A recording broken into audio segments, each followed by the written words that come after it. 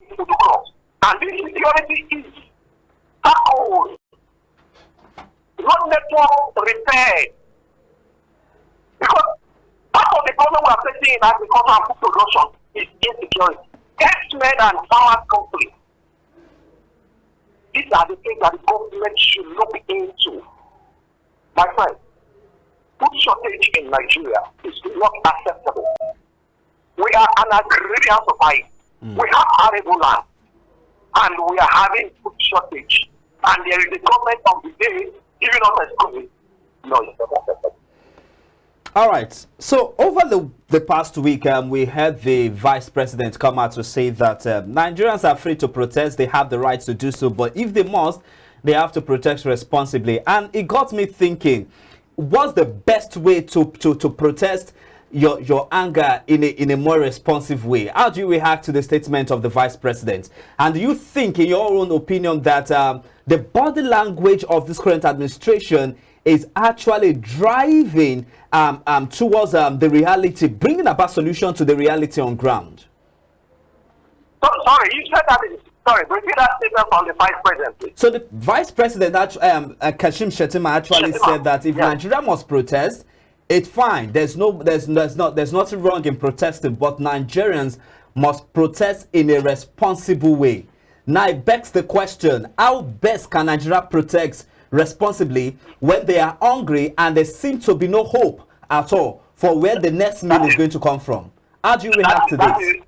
That is the challenge we are facing with what we will call the people that are in the corridors of power. They fail to understand that a hungry man is what? An angry man. And when somebody is angry, have you ever seen anybody that is angry and is talking slowly? Have you ever seen anybody that is angry and is acting rationally? It takes the grace of God, not on the people on the street. So what you need to understand is what his statement should have been, first of all, appeal to Nigerians. We have not done what we are supposed to do. We are still trying to get there. We are still trying to make sure that the hardship is a little bit less. Please, we understand why you are angry. We understand why you are demonstrating. But also know. So you know, when you start with this with appealing, then you now say, please don't destroy things when you are demonstrating. Because when you destroy, you are also increasing the hardship on your fellow woman who are destroying their items. You understand? There is a way you need to pass this statement to show that you are in the same boat with us. There is a way you pass this statement to show that you feel what we are feeling. We're not going to make a statement that shows that you are abstract. You are operating from somewhere else. You are not on the same level of hardship we are in. But we know we are not on the same level of hardship. And that is why people are angry. That is why this thing, demonstration is going the way it is going. But I say, we pray that they look at the policy, the state policy that will ameliorate the situation. Because even you and I will not be safe when the matter escalates. All right, then let's just focus away from that now to let's talk cryptocurrency now. I want to believe you heard the news that Binance has actually exited Nigeria, and they've converted all their naira proceed to the US dollar theta. Now, I want to get your thoughts on this. Yes, the Central Bank of Nigeria has come out to say that these guys actually are causing a lot of havoc in the foreign exchange market. In fact, they are adding to the volatility experienced in the Nigerian foreign exchange market. And for this reason, there were a lot of regulatory ban on their operations in Nigeria and all of that. Now, we know that sometime last year, the SEC actually came out, that's the Securities and Exchange Commission actually came out to say that Binance operation in Nigeria is not approved by us, so Nigerians should beware and be very careful. Now, do you think that their exit from Nigeria will have any ripple effect whatsoever, either on the cryptocurrency market or the business environment on a larger scale? Yes. Let's look at it from this angle. All right. Let's look at it from the angle of the fact that people are looking for a means to enable them make money to beat the inflation rates. Now, And that is why ipso trading is the, in fact, some records I heard that aside from India, Nigeria is next in terms of ipso trading. So this is a failure in the fact that most people are not employed. Most people are earning below what you call the threshold for survival. So they are looking at every available means to improve their standard of living. That is why we are where we are. You understand? Finance, and you see, in every capitalist society, you see entrepreneurs who want to take advantage of loopholes. They want to also their profit, their to make profit. And that is the reason why finance is possibly came to Nigeria and became very popular. You don't have to. But it's nobody's it's not their fault. Now that BPN has come up with a lot of regulations and possibly it's no longer business as usual for them and they need to leave, you will probably mean what it means is that hopefully those number of investors that were more like into crypto, they will also look for another avenue to invest their money. And even what the side effect is that, I believe me, we can start seeing a lot of Ponzi schemes that will start, flying all over the place. So take off the space that finance is living. So it's not left for the federal government, it's not left for CBN and the regulatory authorities to ensure that the funds at the bank that the funds that are available or that have been released to investors who are into cryptocurrency is not found somewhere along the line does not go into Ponzi schemes and thereby worsen the socio-economic problems in the country. All right, then let's shift focus now to this next one. Now, this particular story, there's been a back and forth on it. I believe starting from last week, NEC has come out to react on it. CPPE has come out to react on it. Now, the SCCI has given their own 2 cents on it, and they are all speaking in one same voice, and they are calling on the federal government to tone down on the policy of the expatriate employment levy.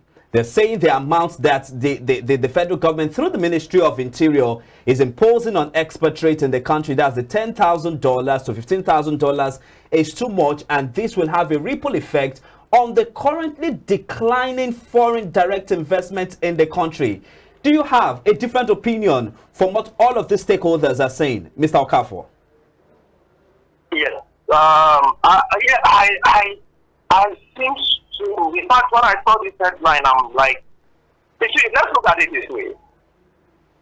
The number of expatriate voters that will be increased if there is a reduction in this fee will be aiming or what I will call the inflow from accepting and allowing them to come into Nigeria.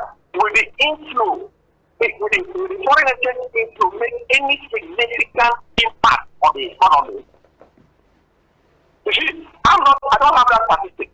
You understand? Because you see, what you also have to look at is that any expatriate that comes into the country is by indirectly affecting the quota of the Nigerian expats in that area into that industry. So it is something that we need to balance. If you're saying, oh, let's allow more expatriates, are you sure those expatriates are not coming into the... Remember, if you allow more expatriates and they are working in Nigeria, we're the ones that will pay them. Are we not the ones that will pay them? Yes, of course. And how are we going to pay them? We're going to pay them in foreign exchange. We're not going to pay them because they are not, even when they earn in Naira, they will still have to repatriate to their families abroad. You see, so that's when I saw the headline, with all honesty, I was a little confused. Because what we're looking at right now, what we're looking at in Nigeria right now is how do we get an effort. Not how do we pay out. Will the expatriates bring in effect? If they bring in effect, what level of impact is what they are bringing in? How is it going to impact positively on their company? I think Lagos State Chamber of Commerce, they are not looking at it from a different direction. But do you think that this will also in any way affect diaspora remittance into the country? That's one on one side. And secondly, do you think this will have any ripple effect on what some stakeholders are calling retaliatory policies about Nigerians who are also based in other countries and perhaps are doing well in some specialized field, especially in the healthcare sector and even the tech system as well? How do you react to this? Let me start from the other side. Let me start from the last question. Let me start from the other aspect of. All right, please. Go ahead.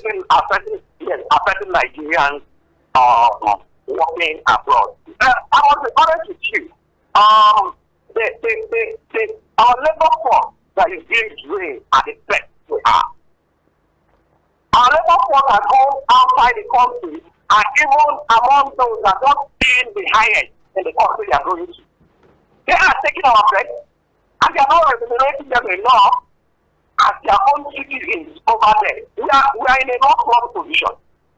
Most times, the expatriates that come into the country that did most of the multinationals employ and call them expatriates are among the lowest cadre in the country they are coming from. You understand? So it has, for me, it has been no country outside, it's not European country, no American country will recruit any Nigerian, which is not the case. And it is not competing favorable with their own citizens over there, with their own professionals. They will not recruit you. So what extent, when you are talking of recruiting expatriates in Nigeria, to what extent are we looking at this level of measure as well? Are they the best? What impact are they going to have in the economy? Are they going to train our own people? If you are looking at just the FX inflow from bringing them in, are you sure you inflow or net outflow when you bring them in? So these are the things you are looking at. All right. If I want for it. Now I need to also get your thoughts on this as well. So some people have this opinion, or better still, a school of thought that Sorry, I didn't hear that. Can you hear me, Mr. Okafor? Yes. Good. Now, some stakeholders of this school of thought that the lack of capacity, human capital resources in the country is causing a kind of lacuna in the corporate environment where these expatriates actually fit in. So the big question now is, how do we bridge that competency gap that we have, especially in the oil and gas sector, where most of these expatriates actually play a critical role in? How do you react to this? Let me just call a little bit of the situation. Okay. Now, our own citizens, our friends, are leaving the country based on certain parameters that we know, and then to go and look for greener pastures. And now you now expect that another country will send in their own experts and to come and solve this, to come and fill in this space your own people have run away from because of possibly no standard of living, because of insecurity. Do you think they will send their best hands to you? What we should be looking at for is, what should we be thinking of is, how do we solve this problem and stop our people from leaving the country? That's what I think of. How can you think that, like, you are having a situation of a war situation, as it is right now, we are in war of hunger, we are war of insecurity, and people are living in house, and you think that somebody else and another country will send in their own best hands and then start to go and fill in it. I'm not saying that there are some that like to it. They want to come, as long as the compensation, you compensate them adequately in line with the risk level. There are some that does that. How many of them will do that? Let's think of how we make sure that our own best hands don't leave the country. That is my example. All right, then. We'll just leave the conversation just the way it is now. But in a nutshell, you seem to be in support of this levy imposed by the federal government on expatriates working in the country. Is that what it is? No, you see, I want to strike a balance. All right. You understand? Okay. I want to strike a balance.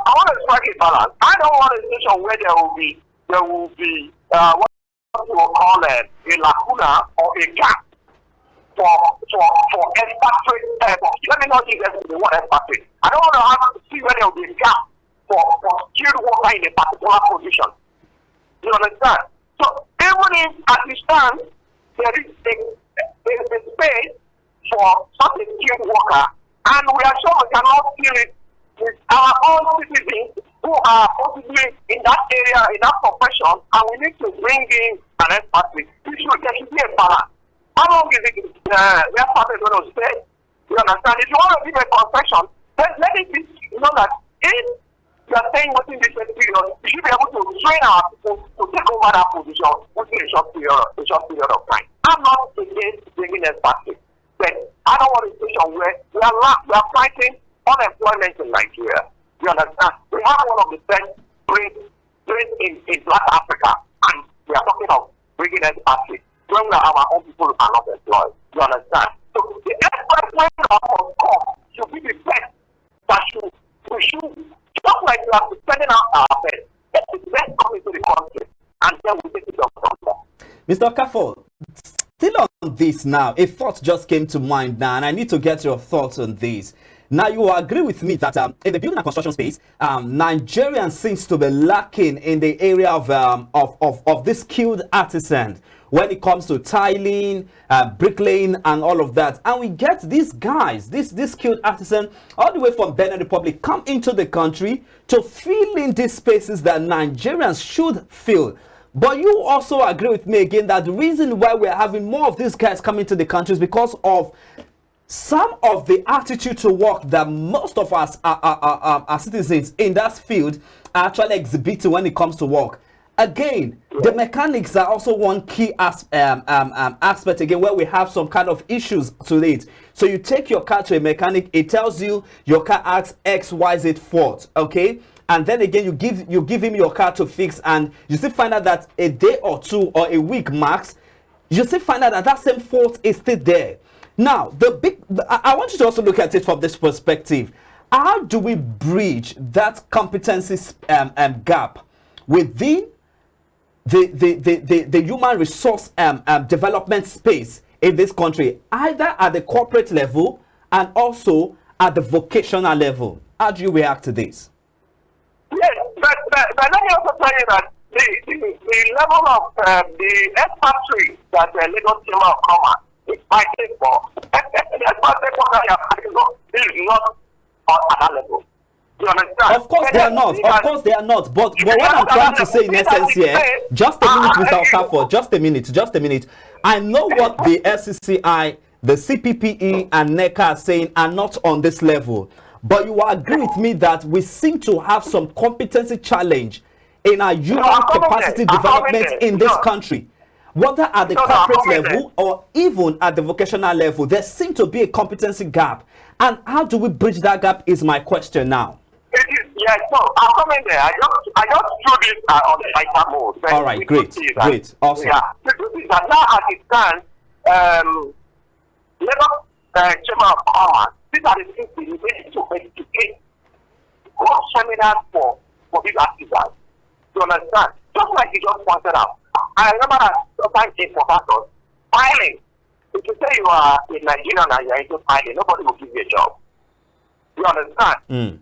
They believe that the best filers are from the neighboring countries. And these guys, they will come in, do the work perfectly well, while they are, in fact, they work both night and day, and within a few days, they are done with the job and they are gone. You understand? So, what it will be, what I think we will need to do to enable our people to see that, look, there is a need that they need to go into to avoid a situation where these people from the neighboring countries will come over and take up the available jobs. Have that training, have that seminar, something to do with awareness. You understand? This is where the different government departments and the Lagos Chamber of Commerce and the like will have to come into. Have seminars with them, and then put that energy they are using to fight government to increase their budget quota. Channel that energy to make sure that our artisans upgrade themselves. All right then, let's shift focus now to this final story. Now, the Bank of Ghana has come out and made an announcement of the suspension of the foreign exchange trading licenses of Guaranty Trust Bank Ghana and also First Bank of Nigeria Ghana operations, or Ghana subsidiary, whichever way you want to take it. Now, what came to your mind at first when you saw this story, and what do you think that these guys are actually not doing right over there? Yes, it's just like we mentioned that finance is exiting Nigeria. Every country wants to protect to a certain level operations in their own country. Especially, you know that at one time it looked as if Nigerian banks have taken over the West Coast and even going beyond the West Coast to other parts of Africa. So it's not out of place. I'm not shocked that the Ghanaian government is also looking at possibly increasing regulations to make sure that banks that are not only owned by Ghanaians will find it possibly a little bit difficult to operate. Our people, the only advice we give to Nigerian banks operating in other countries is to ensure that they obey the rules and the regulations of governing operations in this country. That's the only thing. Steve Okafor, who is the Chief Executive Officer of Kofana Securities Limited, joining me live from the Garden City. Yes, that's the word I'm looking for, the Garden City, all the way from Port Harcourt, Rivers State. Thank you so much for your time with me on the show, and we hope we get to do this again in the coming weeks and look at more macroeconomic issues as they concern you and I, and also the viewers as far as Nigeria is concerned. Thank you so much for your time with me on the show. All right, folks, let's shift focus now to the capital market. Let's tell you what's playing out as we take a quick look at activities that played out yesterday at the exchange, and also activities that will be playing out today at the exchange, making it the midweek tradings. Nigerian stock market rallied further on Tuesday by 0.35% to close at 194 billion naira, respectively. Ambrose Amodion will be joining me virtually to do some analysis of this. Just stay with us.